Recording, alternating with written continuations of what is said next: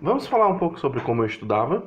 Olá, eu sou Felipe, pai, educador, formado em biologia e agora estudante de medicina. E este é o Missão Passeio.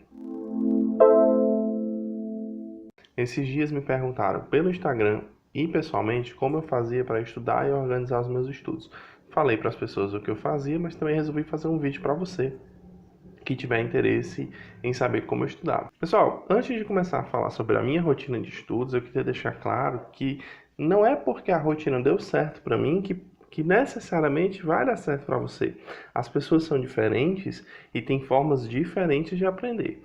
A minha rotina foi criada por mim, baseado no meu conhecimento de biologia, na minha experiência de vida, como as pessoas aprendem, como o cérebro humano mais ou menos funciona. Aí, antes mesmo de fazer a minha preparação para o Enem, eu pensei em como eu iria estudar para o Enem. Então, eu vou explicar um pouquinho para vocês como eu cheguei na metodologia e a minha metodologia propriamente dita, ok? Bom, pessoal, como vocês sabem, eu sou formado em biologia. Quando eu me formei, eu fui logo trabalhar em uma faculdade muito boa aqui em Fortaleza.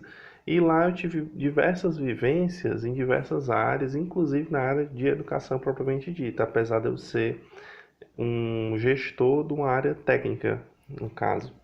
Mas, durante esse período, eu consegui aprender e estudar muitas coisas relacionadas a como as pessoas aprendem.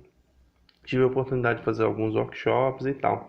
E lá, uma coisa que ficou muito clara para mim é: as pessoas elas aprendem numa escala. A forma como as pessoas menos aprendem é assistindo aula. Depois disso, é ouvindo ou assistindo um vídeo. Depois disso, é fazendo uma leitura, depois escrevendo e só então praticando. No nosso caso, que vamos fazer Enem, a prática para a gente é fazer as questões, sejam elas do Enem, sejam questões parecidas com o Enem. Então isso ficou muito sedimentado na minha cabeça. O que eu tinha que fazer eram questões do Enem. Entenda, pessoal, você não está sendo avaliado sobre o seu conhecimento. Isso é uma grande ilusão. Você está sendo avaliado se você sabe ou não sabe fazer questões, especificamente questões do Enem ou de outros vestibulares. De nada adianta você ter o conhecimento e não saber fazer questões. Quem passa, pessoal, não é aquela pessoa que sabe mais, é a pessoa que sabe fazer mais questões, ok? Bom, baseado nessa premissa de que eu estaria sendo avaliado pela quantidade de questões que eu fazia, pela qualidade das questões que eu fazia, eu determinei que o meu estudo ia ser guiado pelas questões. Atenção, eu falei guiado pelas questões. As questões não me aprisionam, elas funcionam como um guia. Então, a primeira coisa que eu fazia na minha rotina era o seguinte: eu chegava em casa, eu já tinha um cronograma bem definido das matérias que eu ia estudar naquele dia. Então eu não perdia tempo no dia de estudos selecionando o que eu ia estudar. Isso já estava pré-determinado. Isso é uma parte importante que eu sugiro você fazer. A definição do seu cronograma, que de novo é um guia. Se vocês quiserem, depois eu posso fazer um vídeo especificamente falando sobre o cronograma e como organizar melhor os seus estudos. Mas, voltando ao assunto desse vídeo, eu já chegava, já sabia que eu tinha que estudar, então eu pegava os exercícios daquele conteúdo e iam fazer. Em geral, tinha 14 questões. 4 questões de sala de aula, 10 questões para casa. Eu fazia todas as 14 questões. Uma outra coisa muito importante que eu fazia, eu marcava o tempo. Se você já viu outros vídeos aqui do canal, você sabe que o tempo médio para você fazer uma questão no Enem é em torno de 3 minutos. Bom, 14 questões por 3 minutos dá um total de 42 minutos. Então eu marcava no cronômetro 42 minutos. A meta era fazer as 14 questões com qualidade nos 42 minutos, ou em menos tempo do que isso. Bom, quando eu terminava as 14 questões, eu ia corrigir as 14 questões. Às vezes eu vejo as pessoas fazendo exercício e cometendo um erro que na minha visão é um erro relativamente sério. Ela faz a questão 1, ela vai no gabarito para ver se acertou. Ela faz a 2, vai no gabarito para ver se acertou. Além de ser pouco produtivo, você está se enganando. Quando você olha no gabarito, querendo ou não, você acaba vendo a próxima questão. Então, só vai realmente corrigir depois que você fizer toda a sua lista de exercícios. Então, eu fazia a minha lista com 14 questões, corrigia. Quando eu corrigia, eu me dava uma nota, onde eu poderia tirar 100%, 80%, 70%, 50%. Isso era muito variável. A minha meta que eu tinha para mim como sucesso naquela matéria era algo acima de 80%. Quando eu tinha esse valor, eu considerava que eu estava sabendo aquele conteúdo e eu só precisaria fazer revisões. Quando eu tirava abaixo desse valor, eu considerava que eu tinha que aprofundar o meu estudo naquele conteúdo. E aí é que entrava, nesse momento, a leitura do capítulo, a revisão em sala de aula, a tirar dúvidas em sala de aula. Toda questão que eu errava, eu tentava entender o porquê que eu errei. Às vezes a gente erra porque a gente não sabe o conteúdo, porque a gente não interpretou o texto corretamente, porque a gente não leu a questão de forma adequada, porque a gente se confundiu no comando. Às vezes até uma vírgula mal posicionada ou mal interpretada atrapalha na resolução da questão.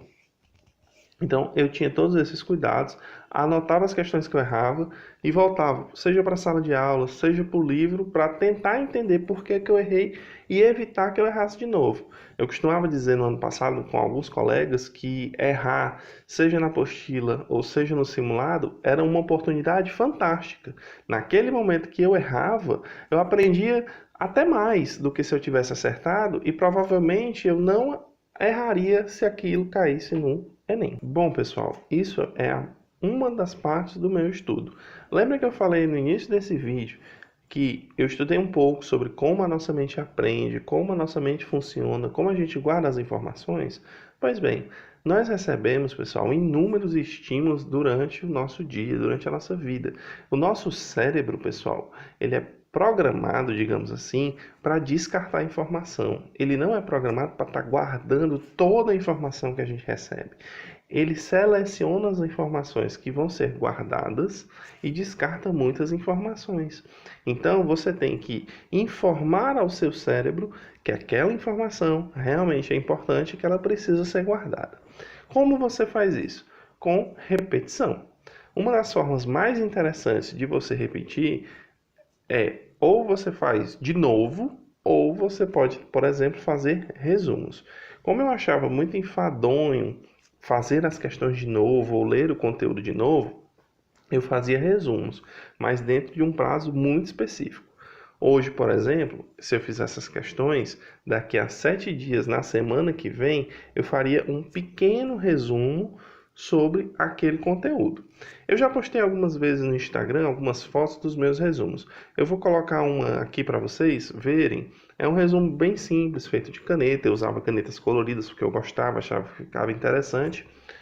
E não perdia muito tempo com isso. Eu também vejo muitas pessoas perdendo muito tempo fazendo resumos bonitos. O seu resumo, pessoal, ele tem que ter qualidade e conteúdo. Ele não necessariamente precisa ser bonito. Às vezes você pode estar perdendo muito tempo fazendo resumos belíssimos e deixando de estudar outros conteúdos, outras matérias. Mas o resumo, pessoal, ele não é um fim, ele é um meio. Depois de fazer o resumo, eu utilizava esses resumos para revisar o conteúdo. A primeira revisão que eu fazia do conteúdo depois de fazer o resumo era de 30 dias após esse resumo, onde eu tirava 10 minutos para fazer uma leitura bem rápida daquele resumo e ver se eu realmente estava me lembrando de tudo. Além disso, nas semanas de véspera do Enem, foi por esses resumos que eu dei uma lida geral para revisar todo o conteúdo antes da prova, o que me deu uma segurança muito boa de ir para a prova com a certeza de que eu tinha feito o meu melhor e de que eu sabia realmente os conteúdos que iam cair na prova. Outra coisa também, pessoal, que eu fazia e que eu acabei esquecendo de citar anteriormente, era o seguinte: a sua prova é dividida em 2 dias. No primeiro dia você vai fazer linguagens e humanas, no segundo você vai fazer natureza e matemática. Eu sei que pode parecer cansativo o que eu vou te dizer agora, mas tente estudar dessa forma. Tente estudar natureza com matemática, linguagens com humanas, porque é esse o cenário que você vai encontrar na sua prova. Vai fazer redação? Faz a redação e também coloca questões para você resolver no meio, porque essa é a situação que você vai ter na sua prova. Eu, por exemplo, fazia todo o processo de redação junto com questões. Era muito raro eu fazer só a redação, por exemplo. Eu sempre fazia a redação com questões intercaladas, porque é exatamente essa situação que eu vou encontrar na prova do Enem. Outra coisa, pessoal, muito importante é ter um ambiente de estudos. É interessante que o seu ambiente de estudos seja limpo, organizado, bem iluminado, que você tenha condições de realmente se isolar um pouco para fazer os seus estudos. Se você tem dificuldade de fazer isso na sua casa, chama aí o seu pai e a sua mãe para ele ver esse vídeo e repete esse trecho que eu falei. Se você não consegue de maneira alguma fazer isso na sua casa, fica na escola, vai para uma biblioteca, alguma coisa do tipo. Se você acaba se distraindo, coloca lá um fone de ouvido, desliga um pouco o celular na hora de estudar, certo? É fundamental essa atenção também. Você não pode estar dividindo a sua atenção e o seu momento de estudos, ok? Bom, pessoal, se vocês gostaram desse vídeo e quiserem que eu fale um pouco mais sobre outras técnicas de estudo, detalhe as técnicas que eu estudei para poder montar a minha técnica, o meu sistema de estudos, deixe aí nos comentários. Compartilhe esse vídeo, siga-nos nas redes sociais e não esqueça de dar o seu like, hein? Tchau!